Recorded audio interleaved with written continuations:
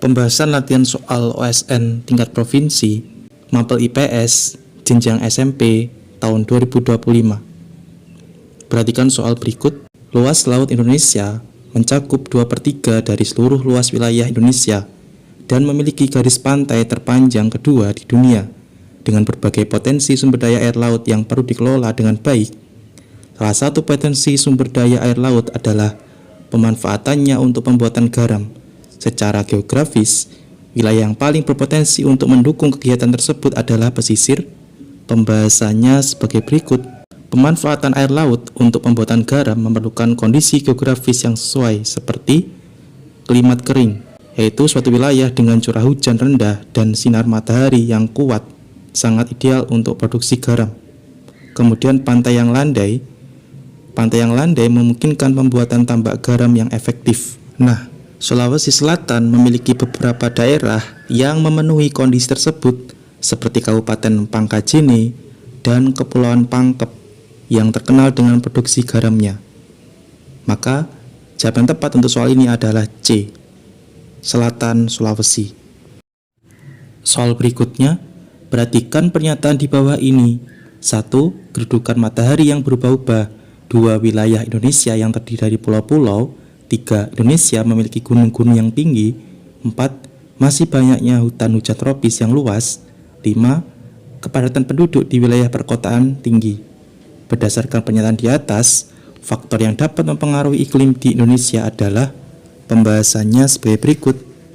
Faktor-faktor yang mempengaruhi iklim di Indonesia adalah diantaranya kedudukan matahari yang berubah-ubah, yaitu perubahan posisi matahari sepanjang tahun mempengaruhi pola iklim di Indonesia. Kemudian wilayah Indonesia yang terdiri dari pulau-pulau. Kepulauan Indonesia memiliki karakteristik iklim yang berbeda-beda antara satu pulau dengan lainnya. Kemudian Indonesia memiliki gunung yang tinggi. Gunung-gunung yang tinggi di Indonesia dapat mempengaruhi pola iklim dengan menciptakan efek orografis, yaitu proses pendinginan udara yang naik ke atas gunung. Faktor lain seperti hutan hujan tropis dan kepadatan penduduk tidak secara langsung mempengaruhi iklim, tetapi dapat memiliki dampak pada lingkungan dan perubahan iklim. Maka jawaban tepat untuk soal ini adalah A, 1, 2, dan 3. Soal berikutnya, perhatikan hal-hal berikut ini. 1. Perburuan. 2. Perkebunan. 3. Pembalakan. 4. Perambahan. 5. Pertambangan. Berdasarkan beberapa hal di atas, yang menyebabkan penyebab deforestasi adalah pembahasannya sebagai berikut. Deforestasi adalah proses penggundulan hutan yang disebabkan oleh berbagai aktivitas manusia. Nah, faktor-faktor yang menyebabkan deforestasi diantaranya perkebunan, perambahan, dan pertambangan. Ketiga faktor tersebut merupakan faktor yang signifikan penyebab deforestasi dan kerusakan lingkungan. Maka jawaban tepat untuk soal ini adalah C, 2, 4, dan 5. Soal berikutnya, fauna di wilayah Indonesia Barat memiliki kesamaan dengan fauna yang berada di Malaysia, Thailand, dan Filipina. Wilayah fauna tersebut termasuk dalam region. Pembahasannya sebagai berikut. Kita analis pilihan jawaban. Neotropikal mencakup wilayah Amerika Selatan dan Tengah, termasuk hutan hujan Amazon. Fauna di region ini sangat berbeda dengan fauna di Indonesia Barat, Malaysia, Thailand, dan Filipina. Jadi jawaban A tidak tepat. Kemudian pilihan jawaban B, Oriental, mencakup wilayah Asia Selatan dan Tenggara, termasuk Indonesia bagian Barat, Malaysia, Thailand, dan Filipina. Fauna di region ini memiliki kesamaan, jadi jawaban B sangat tepat. Kemudian pilihan jawaban C, Nearctic, mencakup wilayah Amerika Utara, termasuk Kanada dan Amerika Serikat. Fauna di region ini sangat berbeda dengan fauna di Indonesia Barat, Malaysia, Thailand, dan Filipina. Jadi jawaban C tidak tepat. Kemudian pilihan jawaban D, Palearktik, mencakup wilayah Eropa, Asia Utara, dan Afrika Utara. Fauna di region ini memiliki kesamaan dengan fauna di region Nearctic, tetapi berbeda dengan fauna di Indonesia Barat. Jadi jawaban D tidak tepat. Maka jawaban tepat untuk soal ini adalah B, Oriental. Soal berikutnya, pernyataan berikut ini yang tepat adalah pembahasannya sebagai berikut. Kita analisis pilihan jawaban. Pilihan jawaban A, Tanah yang asam dapat ditambahkan belerang untuk menetralkan pH. Belerang sebenarnya dapat membuat tanah menjadi lebih asam, bukan menetralkan pH. Untuk menetralkan tanah asam biasanya digunakan kapur. Maka pernyataan jawaban A tidak tepat. Pernyataan jawaban B, tanah yang madat dapat diperbaiki strukturnya dengan cara dibajak. Pembajakan dapat membantu memperbaiki struktur tanah. Maka pernyataan jawaban B itu tepat. Kemudian pernyataan jawaban C, tanah yang marginal masih dapat digunakan untuk pertanian tanaman semusim. Untuk digunakan kembali, itu diperlukan tambahan seperti pupuk atau perbaikan struktur tanah. Maka pernyataan jawaban C itu tidak tepat. Kemudian pernyataan D, tanah yang peka terhadap erosi dapat diolah dengan guludan yang sejajar ke lereng. Guludan yang sejajar lereng sebenarnya dapat memperburuk erosi karena air akan mengalir lebih cepat di sepanjang guludan. Untuk mengurangi erosi, guludan sebaiknya dibuat tegak lurus dengan lereng. Maka pernyataan jawaban D tidak tepat. Jadi jawaban yang tepat untuk soal ini adalah B, tanah yang madat dapat diperbaiki strukturnya dengan cara dibajak. Soal berikutnya, perhatikan gambar di bawah ini. Berdasarkan gambar piramida penduduk di atas, tentukan benar salah dari pernyataan-pernyataan berikut ini. Pembahasannya sebagai berikut. Kita analisis pernyataan-pernyataan berikut. Pernyataan yang pertama, pertumbuhan penduduk sangat cepat. Pada piramida penduduk tersebut tidak memiliki bentuk yang sangat melebar di bagian bawah yang biasanya menunjukkan pertumbuhan penduduk yang sangat cepat. Maka pernyataan tersebut salah. Kemudian pernyataan kedua, pertumbuhan penduduk sangat lambat. Pada piramida penduduk tersebut memiliki bentuk yang sangat stabil dengan sedikit perbedaan antara jumlah penduduk di setiap kelompok umur. Maka pernyataan tersebut benar. Kemudian pernyataan ketiga, termasuk ke dalam piramida stasioner. Piramida stasioner memiliki bentuk yang hampir persegi panjang, menunjukkan bahwa jumlah penduduk di setiap kelompok umur relatif sama. Maka pernyataan tersebut salah. Kemudian pernyataan yang keempat, termasuk ke dalam piramida konstruktif. Hal ini dikarenakan jumlah penduduk perempuan sedikit lebih banyak daripada laki-laki karena perempuan memiliki umur harapan hidup yang lebih panjang.